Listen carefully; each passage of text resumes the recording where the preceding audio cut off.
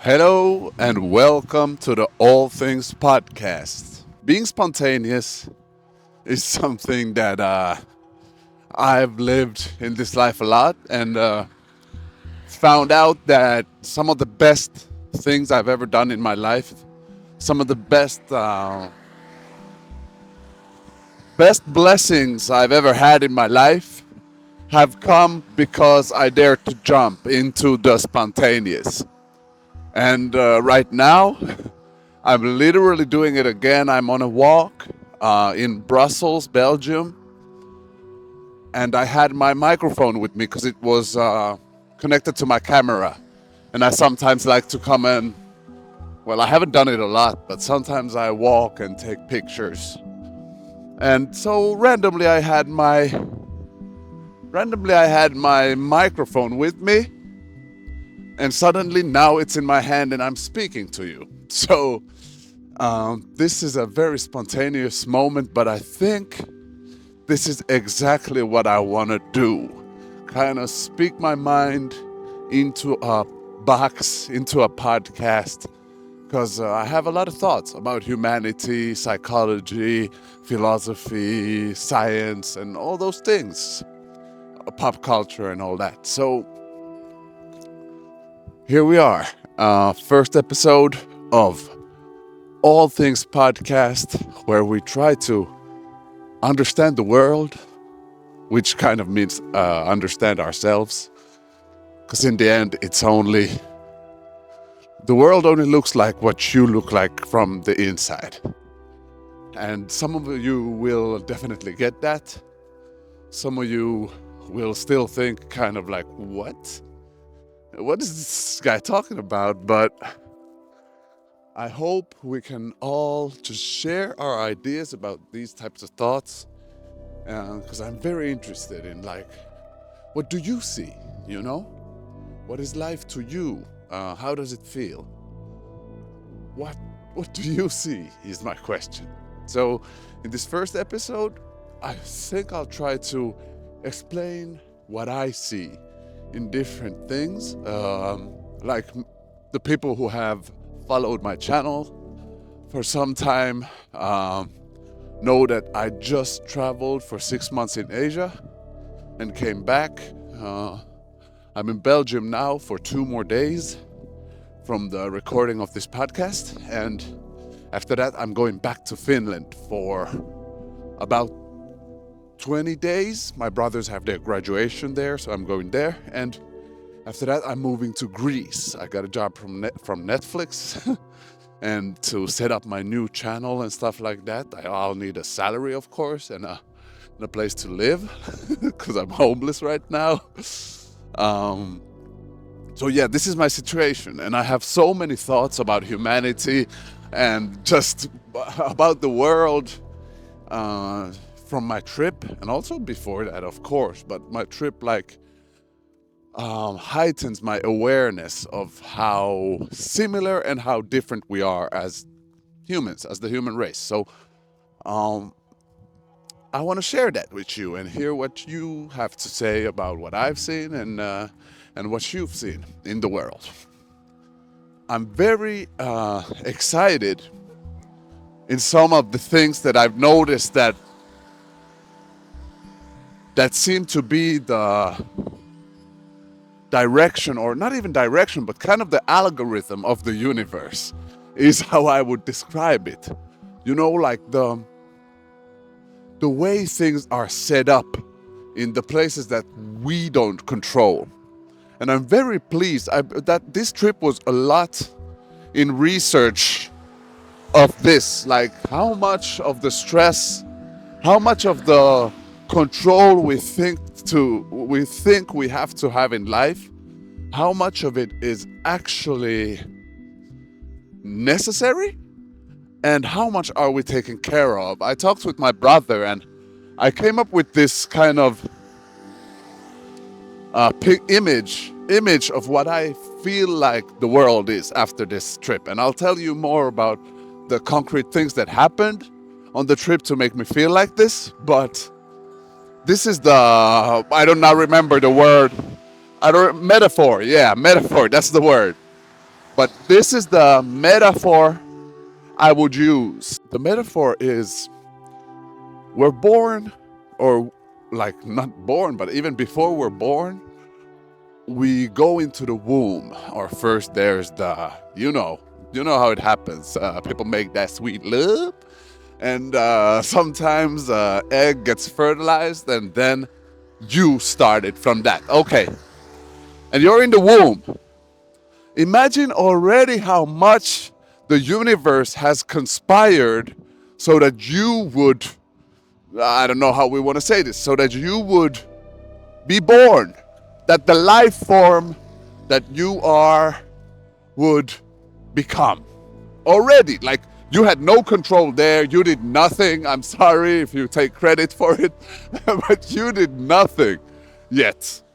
And then the body of the woman, or we can also say female, because this is in animals also, and it's good in this metaphor, starts giving you all the necessary things you need, from the space in the tummy to the nutritions through the biblical cord. I don't know what the biblical cord or something, I don't know.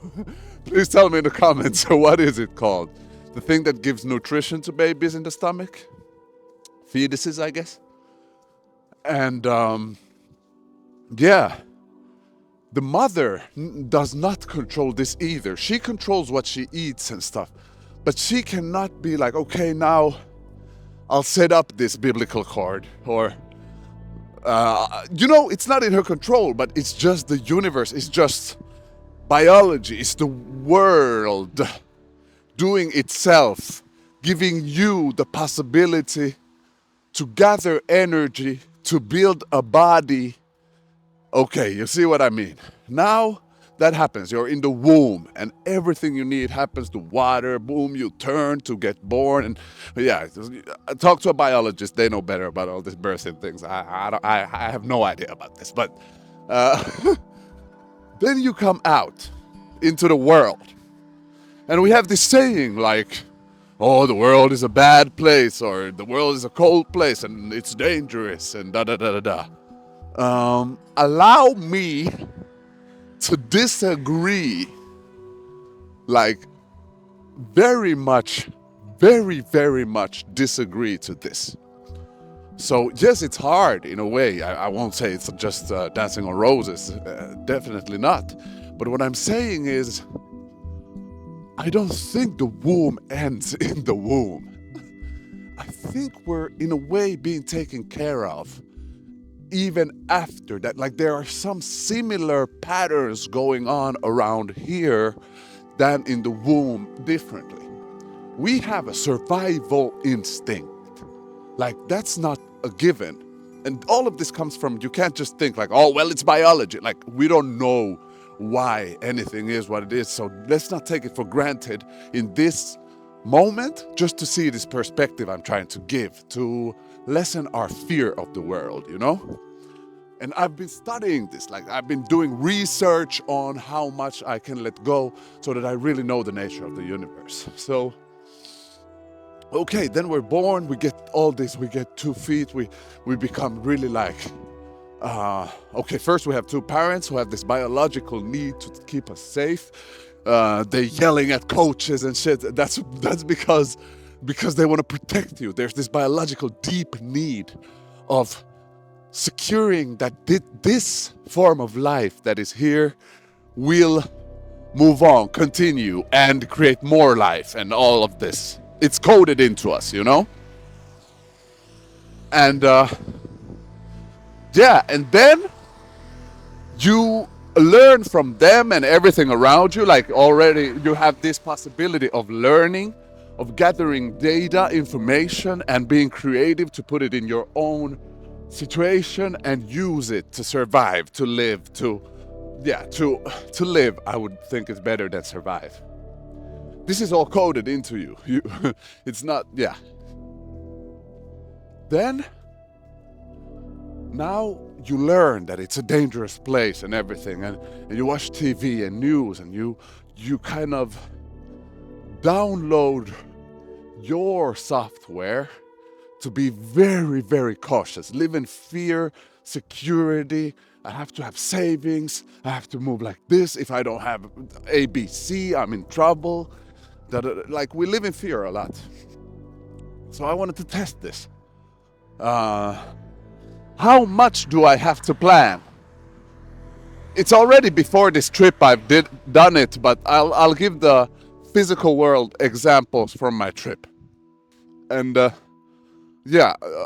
this was kind of the metaphor that the world is still the womb, you know? And I definitely want to hear what you think about this metaphor, or what do you think? How much are we in danger? Really, like how much is your control, stress, and all that helping to keep you alive and well?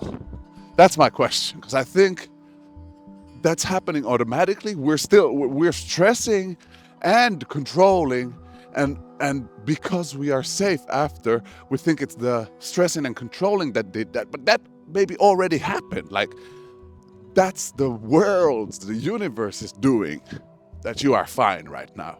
Give more credit to it, and your ego probably won't like the credit being taken from it. But just try it. It will make you feel lighter later. At least it did for me. But yeah, on this trip, I went there and I was like, I'm not gonna plan anything. Like in the mornings, I'm just gonna wake up, go for a walk, talk to people, like go completely in the energy of the world. And I had hard moments because sometimes you wanna control.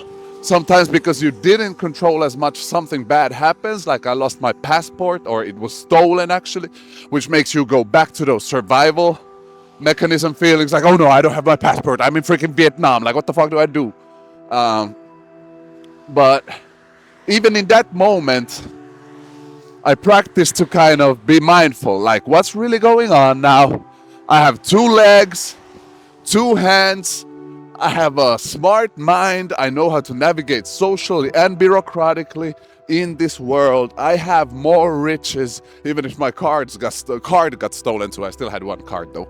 But I also lost that on the trip later. And that was actually the hardest moment of practice. But yeah, the passport situation, I was just like, I redirected myself towards Hanoi from Dalat in Vietnam. Because Hanoi has the Finnish embassy, so there I could get the passport. First I had like 10-15 minutes of feeling the stress as hard as you can. Then I was mindful about it. Then I was like, oh yeah, this is supposed to happen. What do I do next? Next step. Oh, I called my dad. He helped me a lot. Merci, papa. He helped me a lot with it, so much. But yeah, and that got figured out, and I was never in real danger. Like even though my cells told me, and adrenaline told me, like, you're in danger, save yourself. Like my animal instincts said that. Really, I was never in any kind of danger. Like really, I was fine the whole time. And every time I was mindful, I saw that, like, oh, nothing's really happening. I'm healthy. I have money. I have. I watched everything that I have, and I was like, okay, I'm winning. Like I'm winning, even though something bad happened. In the end, I got my passport back. Then I lost my card, so I had no ways to pay for anything. Actually, I'll close this podcast on this story from my trip because I think I've made my point, kind of what I want to talk about. And this story embodies it perfectly. So I'm in Hanoi, Vietnam. And I've been there for maybe 3 weeks because of the passport process, which I just told you. Like it took some time to get the passport. When I get the passport, I'm like, oh, nice. I have like 3 or 5 days left in Vietnam before my visas. I've been there too long. So I decide to go to, where did I decide to go to? To Laos. Laos from Vietnam with a bus. I go to the bus station. They tell me come tomorrow because, they didn't speak English. I didn't speak Vietnamese. So it was a long process of having my bag and stuff. But again, I was in the moment, not stressing too much because a lot of our stress is like automatic, like nothing's really bad right now, but blah blah blah.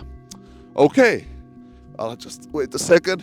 I'll put my camera in my pocket because it started raining more here. Yeah, so I go there the next day. I'm sitting in the bus station. They told me come at 3 because the bus leaves. So I go at 3, there's no one there. I buy the ticket, but they can't tell me the time it leaves. So I because of the language barrier. So I think it's 3, like they told me the day before. When it's 3 o'clock, there's like some tourists on the benches I'm sitting at also with me. And I asked one of them, this French girl, I asked her like, hey, are you going to Laos? And she's like, yes. They said it leaves at 5 or something. And I'm like, what? They said 3 for me. And I went to ask, and we still don't get the info, but at least we're together. Like people who want to get to Laos are together, and there's promise of a bus. Then I asked her like, does she want to chill? Like should we, or can I sit next to her or something? She says yes, so we're talking and chilling. She's really nice. And in the end, at maybe 6, there's a bus, and we're taken to a bus, like a sleeper bus, where there's, I say there's beds, but it's not like there's beds. It's just places you can lay down on. And yeah, then the bus leaves. And we stop and eat and everything. And to Laos, it's about 12 hours. To Luang Prabang, where we were going, it's about 15. Then we eat and I go to sleep. When I wake up, it's really early in the morning. Sorry, it's raining. I hope you can hear me. But yeah, it's really early in the morning. I get out of the bus. There's mist. There's like 2 mountains. We're in between 2 mountains. There's so much mist, I can't see anything. And between the 2 mountains, there's like a place which is the toll. You know, you go through that, show your passport, your visa, and everything. And I was thinking I'm gonna get my visa on arrival. So we go. There's like people with guns watching the border and stuff. And when it's my turn, they look at my passport and they're like, "You have no visa." And I'm like, yeah, I'm gonna get it, like here, I'm gonna pay you now to get it. And they're like, no, you cannot do that.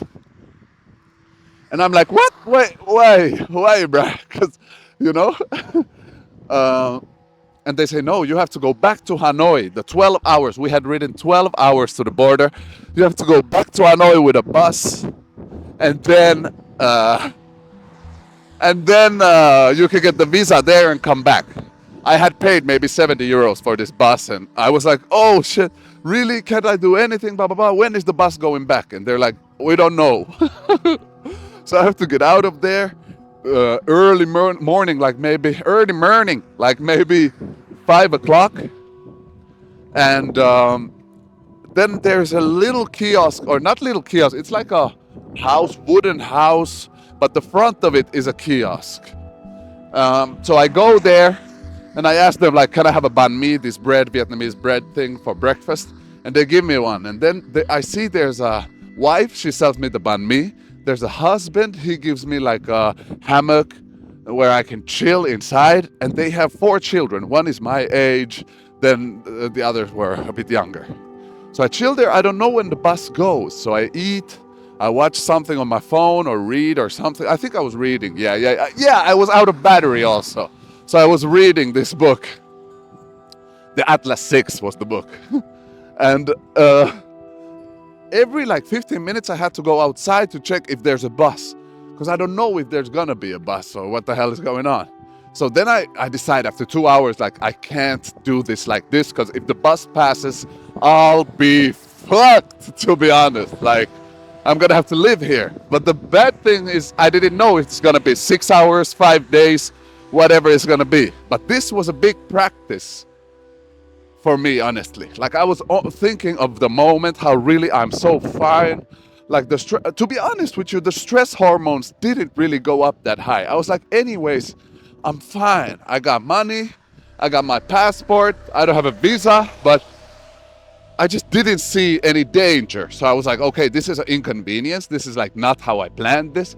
But the universe is taking me where I need to go, you know, like, I'm not in danger, so let's flow with it. It will take me where I need to go. Vietnam and Laos are only words. Really, we happen in the moment, and wherever you are, the moment will be different, you know? So I was guided in a way. This is how I looked at it.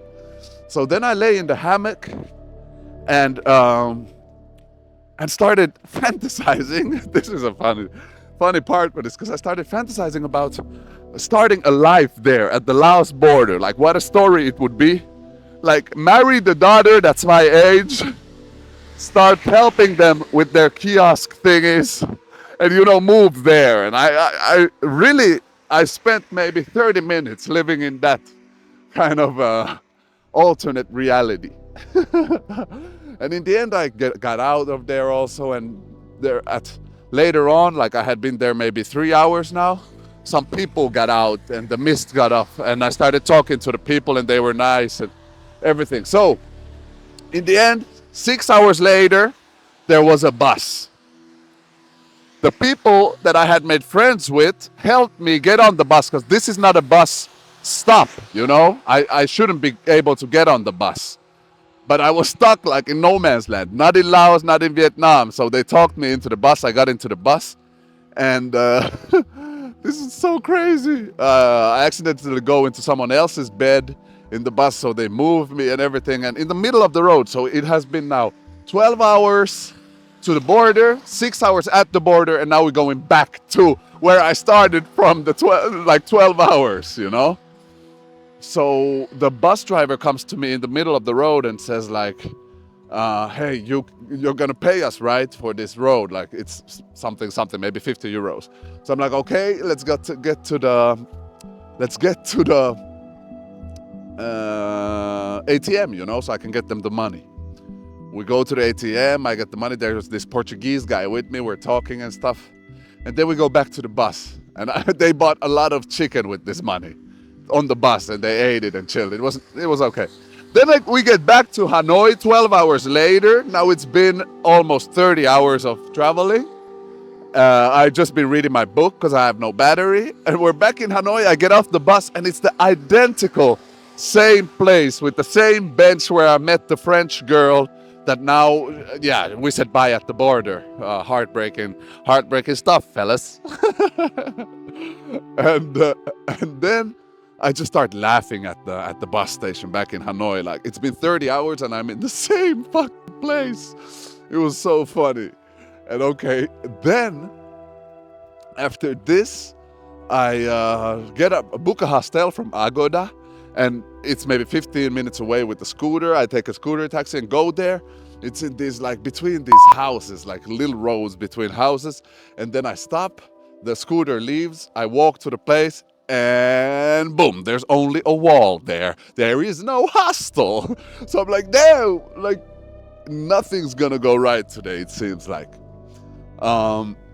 Here, I was stressing a bit, but I just want to, like, paint the picture, because maybe 3 years ago I would have stressed so much, like my heart would have been pounding.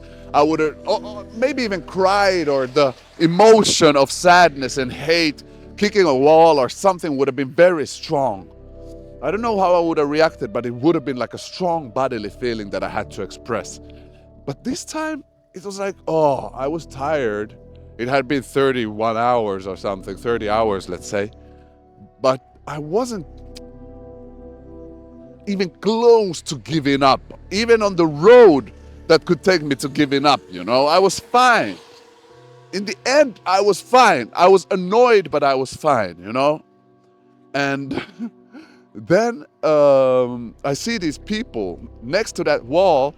There's like 5 guys, very drunk, eating and stuff. They come out of their place and look at me like, what is this guy doing there? There's not a lot of 2 meters tall, mixed dudes in Vietnam, especially at like midnight or something. Yeah, it was midnight when I got there. And so 3 of them leave, 2 of them are left, and we start like talking. They don't speak English so well. I don't speak Vietnamese. So we start talking like with our faces and hands and bodies, like pause. But yeah, we started talking like more from the understanding of humanity, and they invited me inside. And I went inside and they were like, "Are you hungry?" And here I'm thinking like, I want to get somewhere where I can sleep as soon as possible. So when they said some things that didn't have to do with it, like, "Do I want some chicken or whatever?" I'm like, "No, no, no, I just need to blah, blah, blah, blah, blah." I was on a mission, you know? But then in the end, they gave me some chicken, called the place, and told me like, "No, no, no, no, the place is criminals. Like, they got you, you know, there is no place. You paid too much, da, da, da, da, da." So I'm like, "Where do I go to sleep then?" And they got somehow communicated to me. Somehow they communicated to me that they're gonna find me a very cheap hostel later on. So now I can just eat and drink beer with them at their place, you know. And one of them, oh yeah, they were like, "Hey, my girlfriend, one of their girlfriends was sleeping upstairs and she could speak better English, so they got her, and she did not speak better English though, but she was pregnant, 8 months pregnant and stuff." And we just chilled, the three of us. I ate a lot of chicken, we drank a lot of beer together, I got drunk, it was maybe 3 o'clock in the morning. And now pause, I just want to say, imagine what's happening. I'm not in control. I'm just doing whatever I can to get where I want to go, which I don't know where that is. But the universe, the world, the happenings, the now is taking such good care of me. How am I getting this chicken? How am I getting this chicken? How am I getting this beer? And these people are so nice. They were just, oh, they were so nice. Reassuring me, telling me everything's fine and everything. And oh my God, okay, then we've chilled for maybe 3 hours or something. So they're like, "Okay, we'll take you to a hotel now." So the three of us get on a scooter, very drunk. I know it's dangerous, whoops. But we get on before we got on the scooter, the girlfriend who was pregnant, maybe wife, is like, "Hey, I want to give you." And she gets this beautiful, not teddy bear, but like a dragon teddy bear toy, you know, and gave it to me and looked at me in the eyes, and I just felt the love, like her love, but how it is a translation of the universe's love. Like, we are fine. They took care of me. They helped me. They don't know me. They don't know my name. We will probably never see each other again, but something in them wanted to take care of me. And that's the core of a human who's not hurt. That's our core. That's the core of the universe, you know, it's love. And these type of things happened on the trip so many times. I'll tell in different podcasts. This is what this podcast is about. Me to share my story and you to share your story, which I will probably share your story in the comments, because if there's good ones, beautiful ones, I will share them on this podcast. In the end, I will always share followers' comments. So remember to subscribe and stuff. But yeah, so now she gives me the teddy. We go on the scooter, all drunk, driving to places, and they're haggling. We go different hotels at night, maybe 3 in the morning, and they haggle like, "No, not 20, 15, da da da da da." And in the third place, they found a place with like 15 a night or something, and the guy was like, "'Cause it's so late, you can leave at 6 tomorrow," which was very kind. Like, I didn't have to leave at 12, you know, that's the checkout usually.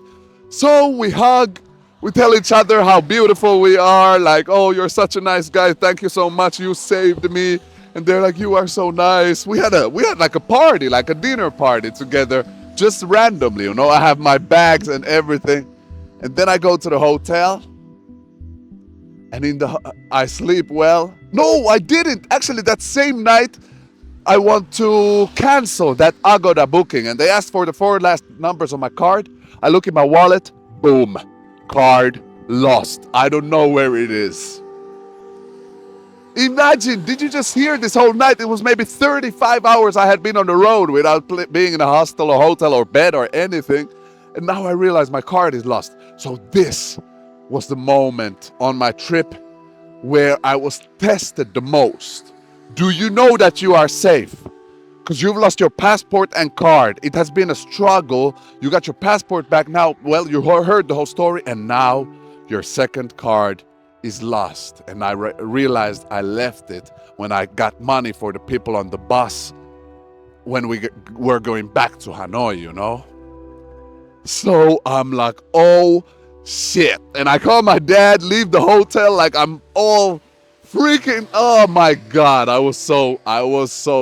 Here I was stressed and I was tested. Do you still feel safe, motherfucker? That was how the universe was talking to me. And I was like, yeah, I do not. I do not. Like, how do I proceed in this situation? I call my dad.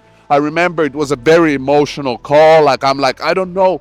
Does the world want me to travel? Why are these things happening? And my dad is just reassuring me and calming me down and saying stuff like, it's for these type of emotions that we live for. Like, you're in the middle of it, my son, and I'm like, oh.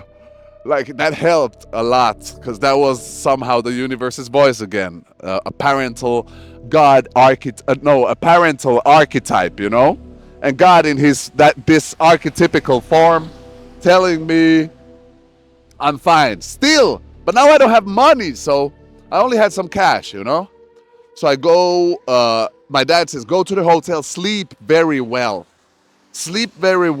and we'll figure it out, So I was like, okay. I went, I slept, I woke up, and now, after gathering my energy, sleeping in a real bed, I woke up maybe at 12 or 1 or something, having a lot of time in the hotel, I started figuring out what can I do, closing my cards, thinking where because I had 2 days left in Vietnam, right? I told you in the beginning, like it was the end of my visa there. So I just figured all those things out in maybe 2 hours. I realized I can get money from Western Union, like send myself money and go get it in many countries, many different places. And so quickly, I realized, oh yeah, I'm safe. I'm okay. It took me 2 hours to find balance again. This was a different situation that I'd ever been. So it's normal that my body, mind, and mind got stressed and afraid, But could you see? 2 hours and everything's in order again. And this was such a big teaching for me that I'm being taken care of. Everything I need is inside of me and outside of me. The world conspires to create life, and you are life. So who's your enemy, Because the universe is taking care of you. All right, this is the first podcast. I love doing this. I'm going to do more spontaneous things like this, definitely. This was very much fun. I hope you enjoyed it. Leave a comment. Tell me topics you would like me to talk about, or questions if you have them, about my trip or about your life or whatever. Tell me your stories, and I really want to read your comments at the end of my next podcast, so leave a comment, please. And yeah, that's all at this point. First episode in the bucket. I hope I make the next one soon. All love, peace and love to you, my people. Let's talk again soon. This is All Things Podcast. I'm Yannick. See you in the next episode. Bye.